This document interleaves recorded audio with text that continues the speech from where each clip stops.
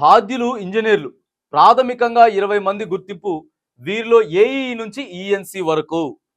ఇవే దినపత్రికలన్నీ కూడా ఒకసారి మనం చూసుకుంటే అయితే ఈ 9 నెలలలో కూడా ఏం రాసుకొచ్చిరండి అంటే గత ప్రభుత్వం, గత బీఆర్ఎస్ ప్రభుత్వం లేకపోతే కేసీఆర్ కేటీఆర్ దీనికి బాధ్యులు అని చెప్పి రాసుకొని వచ్చారు. ఏది మేడిగడ్డ ఫెయిల్ అవ్వడానికి. ఇవాళేమో బాధ్యులు ఇంజనీర్లు ఇక ఏఈ నుంచి ఈఎన్సీ వరకు కూడా ఉన్నారు. ఓ 20 మందిని గుర్తించారని చెప్పి మళ్ళీ ఇప్పుడు చెప్తా ఉన్నారు. అంటే కమిటీలు మారినాయి. కమిటీ మారిన తర్వాత ఇగో చూడండి, మేడిగడ్డ కుంగుబాటుపై క్రమశిక్షణ చర్యలు. జస్టిస్ పిసి ఘోష్ కమిషన్ యోచన ఉద్దేశపూర్వకంగానే విచారణ తప్పుదో పట్టించడానికి ప్రయత్నించారని గుర్తింపు. విజిలెన్స్ మధ్యంతర నివేదికలో ఇదే ప్రస్తావన. నెలాఖరుకు పూర్తి స్థాయి నివేదిక ఇచ్చే ఛాన్స్. విచారణకు కాగ్ అధికారిని పిలవాలని చెప్పేసి కూడా నిర్ణయం.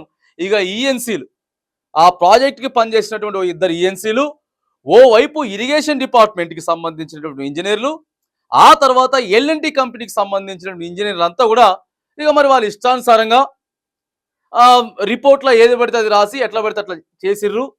రాష్ట్ర ప్రభుత్వం ఏం చేస్తుంది? ఇప్పుడున్నటువంటి రాష్ట్ర ప్రభుత్వం అయినా సరే ఓ ప్రాజెక్టు మనం కడతా ఉన్నామనంటే సరే దానికి ఇన్ని వేల కోట్లు కావాలని చెప్పి ఒక రివ్యూ మీటింగ్లు పెట్టుకొని అధికారులందరితో కూర్చోబెట్టుకొని మాట్లాడి ఆ పైసలు ఇచ్చేటటువంటి ప్రయత్నం చేస్తారు.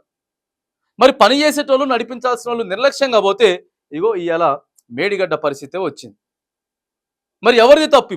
ఇప్పుడు ఎవరిది తప్పు అంటే గతంలో పనిచేసినటువంటి రాష్ట్ర ప్రభుత్వం ముఖ్యమంత్రిది తప్ప, లేకపోతే ఇగో ఇప్పుడు ఇంజనీర్లు తప్ప? బాధ్యులు ఇంజనీర్లు అని చెప్పి క్లియర్గా చెప్తా ఉన్నారు.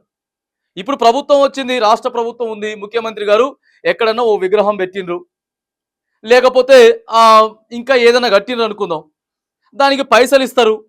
అది ఒకవేళ కూలిపోవడమో లేకపోతే కృంగిపోవటమో లేకపోతే ఇంకేదైనా నెరలబారటమో జరిగితే సరే ఆ ప్రభుత్వం పేరు వస్తుంది, ముఖ్యమంత్రి గారికే పేరు వస్తుంది, కానీ మరి దాని లోపం ఎవరి దగ్గర ఉన్నది అనేటటువంటిదే ఇగో ఈ మేడిగడ్డ అంశం మీద కూడా జరుగుతూ ఉన్నది. కింద ఉన్నటువంటి ఇంజనీర్ల దగ్గర నుంచి ప్రధానంగా ఈఎన్సీలు ఎవరైతే ఉన్నారో ప్రాజెక్టుకి సంబంధించి ఇద్దరు ఈఎన్సీలు ఎవరైతే ఉన్నారో ఇగో ఆ ఈఎన్సీలు అధికారుల తప్పిదాల వల్లనే, ఇంజనీర్ల తప్పిదాల వల్లనే మేడిగడ్డ ఇట్లా అయిపోయిందని చెప్పి మరి ఆడ నివేదిక ఇస్తా ఉన్నది.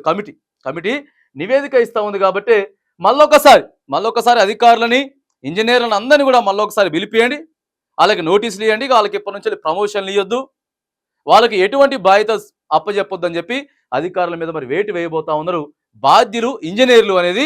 ఇగో ఈడ క్లియర్గా మేడిగడ్డకు సంబంధించిన అంశం కూడా మనకు కనబడతా ఉంది.